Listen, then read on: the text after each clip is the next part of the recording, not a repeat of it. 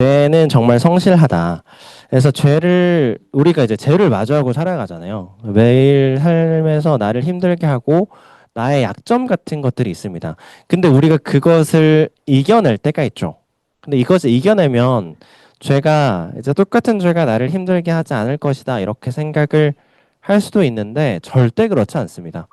내가 죄를 이겨내면 똑같은 죄가 또 나를 찾아오게 돼 있습니다. 그렇다면 내가 그 죄로 인해서 넘어지면 어떻게 되느냐? 똑같은 죄가 또 찾아옵니다. 내가 넘어지면 넘어진 것으로 인하여서 똑같은 죄가 나의 삶을 힘들게 한다. 그것이 죄가 나를 끝까지 괴롭히는 죄의 모양이다. 그렇다면 언제까지 죄가 나를 괴롭게 하는가? 죽을 때까지. 죽을 때까지 그 죄는 나를 괴롭게 합니다. 로마서 6장 23절에 말씀하시죠. 죄의 삭은 사망이요라고 말씀하시거든요. 그러니까 사망을 삭스로 받아낼 때까지 죄는 나의 삶을 괴롭게 합니다. 내가 죽기까지. 그 요즘에 그 이혼 숙녀 캠프 제가 가끔 말씀드리죠.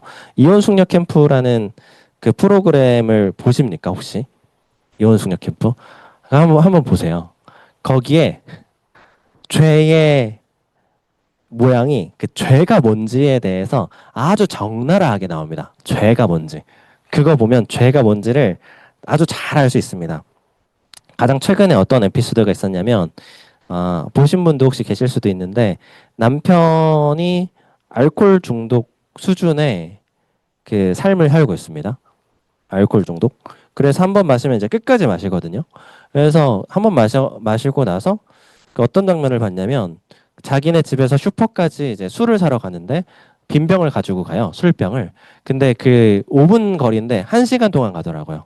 비틀비틀하면서 1시간 동안 빈 병 가지고. 그래서 1시간 동안 가서 그 빈 병 주면서 술 한 병이랑 바꿉니다. 그리고 그거를 가다가 길바닥에 앉아가지고 또 그 소주 까서 먹는 거죠. 바로 그 자리에서. 그 동네에서 난동을 부립니다. 그런데 죄는 사실 그런 모양이 아닙니다. 죄는 의외로 그렇게 막 시끌벅적하게 오지 않습니다. 죄는. 제가 말하는 죄의 모양은 남편의 모양이 아니고요. 아내에게 죄의 모양이 너무나 잘 담겨 있더라. 그러니까 아내가요. 매일 밤에 술을 마시는데요. 소주 한 병 딱 마시고 그리고 맥주 한 병 딱 마십니다. 한 병씩. 각 1병씩 딱 하고 그 다음에 바로 잡니다. 아무것도 안 하고 그냥 조용히 딱 술 딱 마시고 잠에 드는 거죠. 그 주사가 없거든요. 근데 그 모습을 이렇게 쭉 모니터링을 하고 거기 나오시는 유명한 상담가 분 계시잖아요. 2호선 상담가 분께서 이렇게 말합니다. 진짜 알코올 중독자는 남편이 아니라 아내다. 이렇게 이야기하죠. 진짜 알코올 중독자는 아내다. 매일 조용히 술을 먹고 있는 그 모습을 보면서 뭐라고 말을 하냐면 아내는 지금 조용히 죽어가고 있다. 이렇게 말합니다. 조용히 죽어가고 있다고. 그러니까 죄라는 것이 막 우리가 생각하는 것처럼 시끌벅적하고 막 동네를 내 마음을 내 삶을 막 이렇게 뒤흔들 것처럼 다가오지 않고요. 서서히 잠식합니다. 죄라는 것은 내 삶을 서서히 잠식해서 내가 서서히 죽어가게 합니다. 서서히.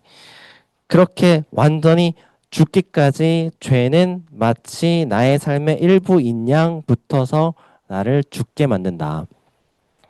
그래서 우리의 삶의 신앙의 싸움이라는 것은 어떤 싸움이냐면 결국 죽음의 싸움입니다. 죽음의 싸움. 죽음의 싸움이라는 것은 어떤 죽음이냐? 둘 중 하나인데요.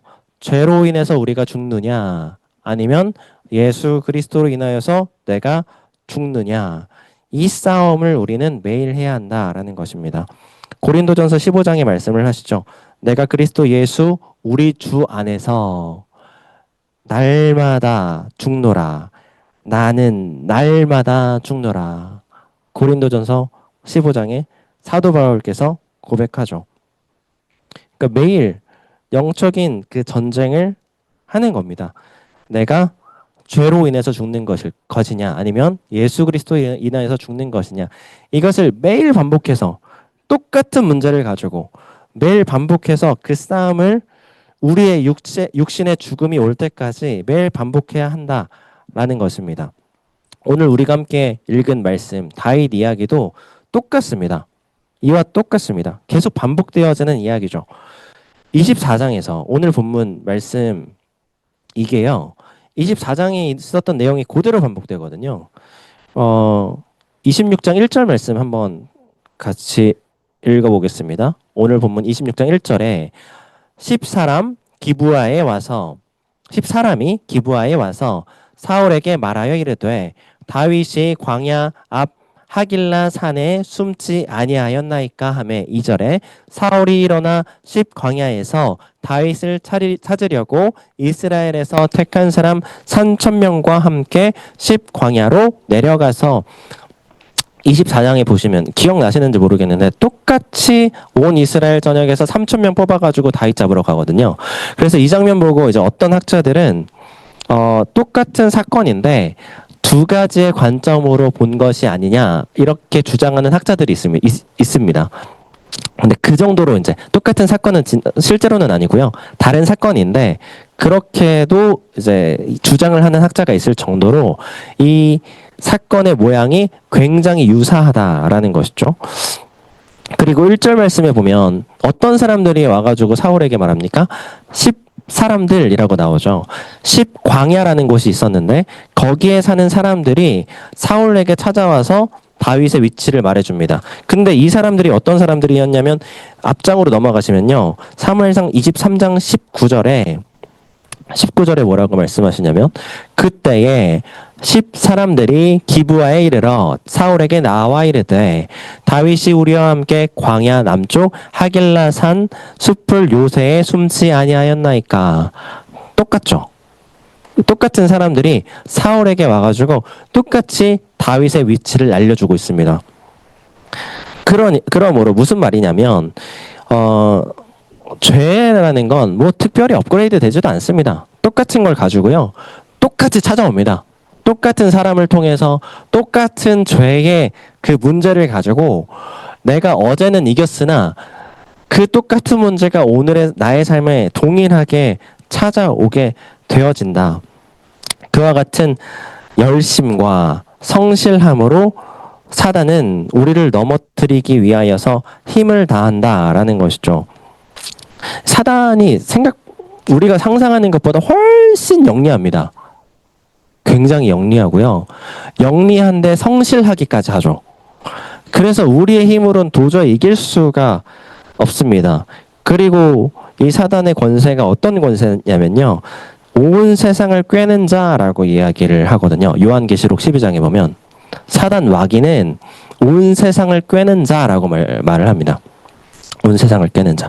그러니까 온 세상의 권세를 가지고 온 세상을 다 속여 넘어뜨리고 그것을 자기의 권세로 이용하면서 나의 삶을 무너뜨리기 위해서 나의 가장 연약한 부분을 공격해 오는, 그리고 가장 성실하게 공격해 오는 바로 존재가 사단이다라는 것입니다. 그래서 사단은 사실 그 죄라는 건 앞서 말씀드렸지만 막 나 죄입니다 하고 찾아오지 않습니다. 죄는 마치 내 편인 것처럼 찾아옵니다. 내 편인 것처럼. 죄는 내가 친숙한 것을 통해서 찾아오게 되어진다라는 것이죠. 그래서 오늘 본문으로 돌아가면요. 오늘 본문 8절에 보면 8절에 이렇게 말합니다. 아비새가 다윗에게 이르되 하나님이 오늘 당신의 원수를 당신의 손에 넘기셨나이다. 그러므로 청하오니 내가 창으로 그를 찔러서 단번에 땅에 꼭 깨어져서 내가 그를 2번 찌를 것이 없으리이다 하니, 이 아비새라는 그 다윗의 부하, 이 아비새가 누구냐면요, 다윗의 누이의 아들입니다. 그러니까 조카죠, 조카.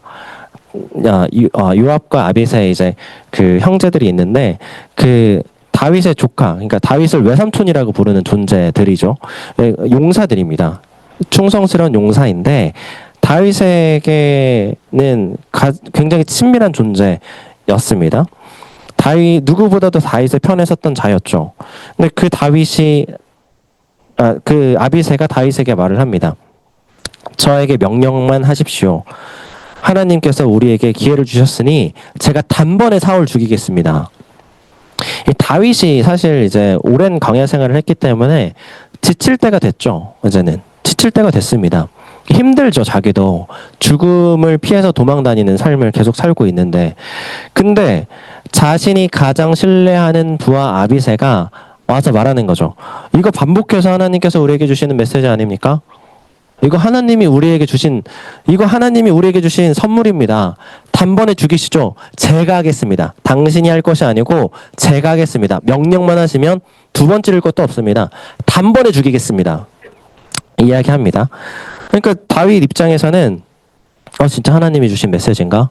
내 손을 더럽힐 필요도 없네. 아비새가 직접 죽여준다고? 이런 마음이 들었을 수도 있다. 그런데 다윗은 거기에서 무너지지 않았다라는 것이죠.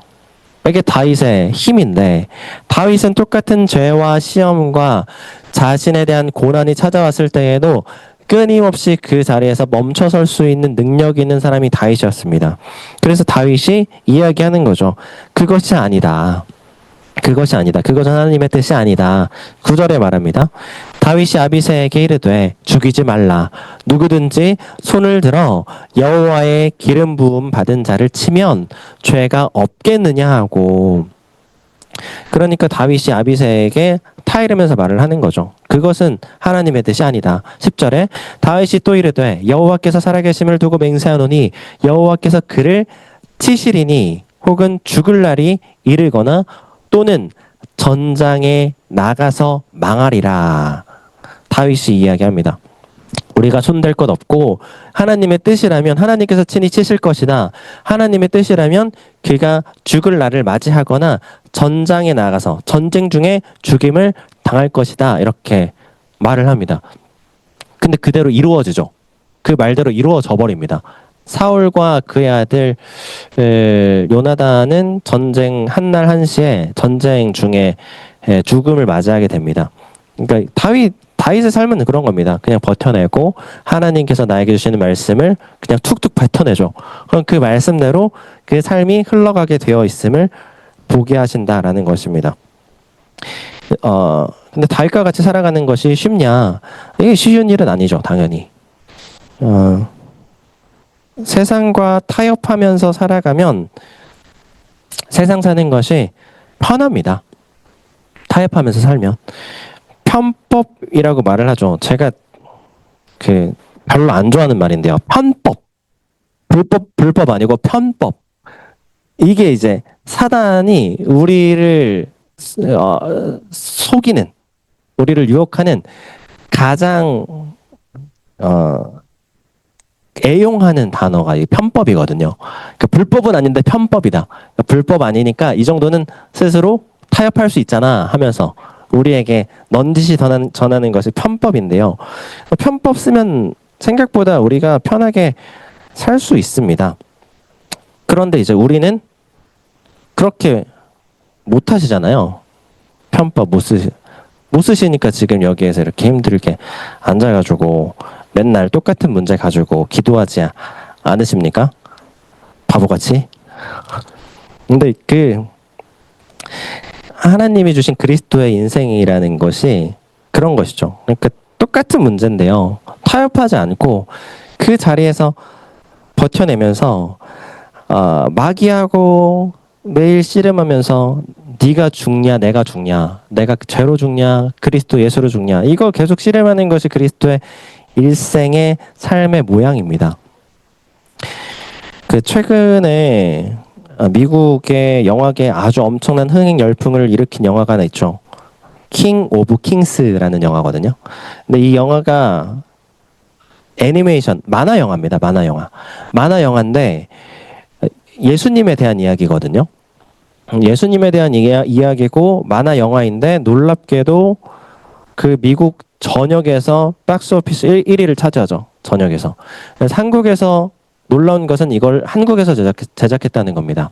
한국 감독님이 한국에서 제작을 한 영화인데 이것이 지금 이제 우리나라 영화 중에는 기생충이라는 영화가 가장 흥행한 작품이었는데 그것을 이제 그 역전한 거죠. 그러니까 엄청난 흥행 돌풍을 일으키고 있는 영화인데 이 영화를 제작하신 분이 이제 장성호 감독님이란 분이시거든요. 이분이 그 인터뷰에 나와서 요즘 기독교 프로그램 관련된 프로그램에 굉장히 많이 인터뷰하십니다. 나오셔서. 근데 이분이 하신 말씀 중에 영화 제작 스토리를 쭉 들려주시거든요. 이 영화 제작이 언제부터 시작됐냐면 2015년부터 제작됐답니다. 10년 동안 만든 거죠. 영화를. 근데 영화를 10년 동안 만드는 건 거의 말이 안 되거든요. 근데 10년 동안 영화를 만들었다는 말만으로도 얼마나 그 힘들게 만들었는지를 우리가 상상해 볼 수 있는 것이죠. 근데 아니나 다를까 엄청난 고난과 역경이 계속해서 찾아왔답니다. 실제로. 회사 망할 뻔한 순간들 굉장히 많았고요. 그래서 회사에서 나오면서 그 영화만 가지고 나오신 적도 있고, 그리고 그 안에 담겨 있는 복음의 내용을 훼손시키지 않기 위해서 미국에서 투자를 받을 수 있는 기회가 있었는데 그것도 거절하셨대요. 근데 그런 과정들을 10년 동안 거치신 거죠. 근데 이게 우리가 뭐 상상할 수 없는, 말로 할 수 없는 별의 별일들이 많이 있었다고 합니다. 근데 이제 그 즈음에 교회에서 예배를 드리는데 교회 담임 목사님이 앞에서 설교할 때 이런 주제로 말씀을 많이 하셨대요. 고난이 축복이다. 이 말씀을 많이 하셨대요. 고난이 축복이다. 근데 고난이 축복이다라는 그 말씀을 하실 때 마음속에 어떤 마음이 들었냐면 네, 아멘, 아멘 이게 아니고요. 목사님, 제가 지금 당하고 있는 그 고난을 옆에서 보시면 그런 말씀 못 하실걸요. 이런 마음이 들었다고 합니다. 그러니까 목사님 원망하는 거죠. 함부로 고난이 축복이라고 말씀하지 마십시오. 이런 마음이 들었다는 겁니다. 그 설교를 들으시면서. 그 정도의 고난을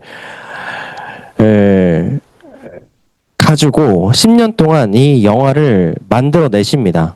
근데 이게 그 과정 가운데에 스스로 타협할 수 있는 순간들이 있었고 포기해야 되는 순간들이 있었는데 그 순간 가운데 포기하지도 않고 타협하지도 않고 10년 동안 버텨냈다는 거죠. 놀랍게도 근데 그 과정에서 이제 끝났다. 진짜 방법이 없다. 이런 순간들이 너무 많았대요. 이제 끝났다. 내가 내 힘으로는 할 수가 없겠구나. 이제 진짜 망했다. 근데 그 순간마다 계속 생각지도 못한 길이 열리더랍니다. 망했다. 길이 열리고. 이제 진짜 끝났다. 근데 길이 열리고. 이런 순간들이 계속 일어났다는 거죠. 근데 이제 저도 이제 그 우연히 일어난 일을 가지고 하나님의 뜻이다 이렇게 끼워 맞추는 거 별로 안 좋아하거든요. 근데 이분도 그런 걸 별로 안 좋아하신대요. 그런 것 하나님 막 그 우연히 일어난 사건 가지고 이거 하나님 메시지야 이렇게 끼워 맞추는 거 별로 안 좋아하는데 이게 처음 몇 번 그렇게 길이 열릴 때는 우연이라고 우길 수가 있었답니다. 처음 몇 번은. 근데 이게 10년 동안 계속 반복되니까 그 우연이라고 말할 만한 것들이 10년 동안 계속해서 반복돼서 일어나니까 우연이라고 우길 수가 없게 되더랍니다. 나중에. 진짜 하나님이 하시는구나. 이건 하나님이 열어주셨구나. 이거를 10년 동안 경험한 거죠. 10년 동안. 계속. 그러면서 내가 죽고 하나님이 사시고 하나님이 길이 열어주시고 그걸 10년 동안 계속 경험하니까 이건 하나님이 하신다. 이 마음을 하나님께서 알게 하셨다. 이게 진짜 간증이죠. 이게. 이 감독님이 성공해서 간증이 아니고요. 영화가 미국에서 막 1위하고 이래서 간증이 아니라요. 이분이 그 매일 반복되어지는 10년 동안 반복되어지는 영적인 전쟁을 경험하는 과정 가운데에 하나님의 승리를 계속해서 경험을 했다는 거죠. 계속해서. 그리고 간증이라는 것은 무엇이냐면 간증은 다 마치고 나서 결과를 보고 하는 게 간증이 아니고요. 여전히 반복해서 일어나고 있는 영적 전쟁 가운데에 지금 일어났던 전쟁의 상황을 보고하는 겁니다. 그러니까 지금까지 내가 거쳐왔던 영적인 전쟁을 하나님께서 지금까지 이와 같은 승리로 인도하셨습니다. 이것을 보고하는 거죠. 이 보고를 하고 계신 본인의 입술을 통해서 이 말씀을 하십니다. 자기는 그냥 하는 말이 아니라 아무렇지도 않다. 지금까지 10년의 그 과정을 통해서 하나님께서 승리하시고 나와 동행하심의 그 호흡하심의 역사가 이미 자신에게는 너무나 큰 축복이었기 때문에 자신은 이것으로서 하나님의 살아계심이 확정된 믿음으로서 내 마음 가운데 찾아왔기 때문에 아무렇지 않다. 이것이 나에게 이미 하나님께서 복을 허락하셨다는 증거다. 이렇게 고백을 하고 있다는 것이죠. 간증이 바로 이러한 것입니다. 간증이. 출애굽기에 보면요.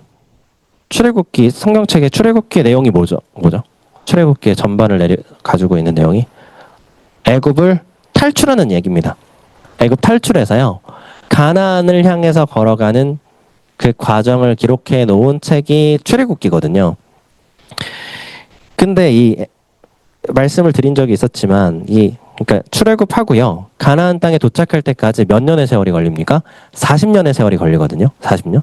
근데 이 40년의 세월이 원래 걸리는데 블레셋 사람의 길이라는 그 길이 있습니다. 애굽이 있으면 애굽이 여기 있잖아요. 그러면 가나안 약속의 땅이 있으면 이렇게 가면요. 이렇게 쭉 가면 그 블레셋 사람의 길이라고 11일이면 갈 수 있는 길이 있습니다. 11일. 좀 이렇게 빠르게 움직일 수 있는 사람들은 일주일이면 갈 수 있는 길이거든요. 근데 하나님께서 이렇게 가게 하지 않으시고요. 이렇게 돌아가게 하시죠. 시내산 거쳐가지고 광야에서 계속 머물게 하시다가 40년 동안의 시간을 보내게 하시고 광야에서 40년 동안의 시간을 보내게 하시고 가나안으로 들어가게 하십니다. 근데 그때 하나님께서 뭐라고 말씀을 하시냐면 왜 내가 너희들을 이렇게 뺑뺑 돌아서 가나안으로 들어가게 하냐면 하면서 말씀하시는 그 말씀이 출애굽기 13장 17절의 말씀으로 우리에게 말씀하십니다. 바로가 백성을 보낸 후에 블레셋 사람의 땅의 길은 가까울지라도 이게 이제 블레셋 사람의 길이죠. 블레셋 사람의 길로 가면은 가까울지라도 하나님이 그들을 그 길로 인도하지 아니하셨으니 이는 하나님이 말씀하시기를 이 백성이 전쟁을 하게 되면 마음을 돌이켜 애굽으로 돌아갈까 하셨음이라. 왜 하나님께서 이 블레셋 사람의 길로 가게 하지 않으시고 이 광야길을 통해서 가게 하셨다고 말씀하십니까? 애굽으로 다시 돌아갈까봐. 애굽으로 다시 돌아갈까봐. 우리의 삶을 하나님께서 왜 자꾸 이렇게 뺑뺑 돌아가게 하십니까? 우리가 죄의 자리로 다시 돌아갈까봐. 우리가 매일 사실 죽음을 마주하는 전쟁과 같은 영적인 전쟁을 매일 합니다. 매일 하시죠. 이게 오늘 우리가 예배를 드리고 이 자리를 나가지만 내일이 찾아오면요. 똑같은 영적인 전쟁이 반복됩니다.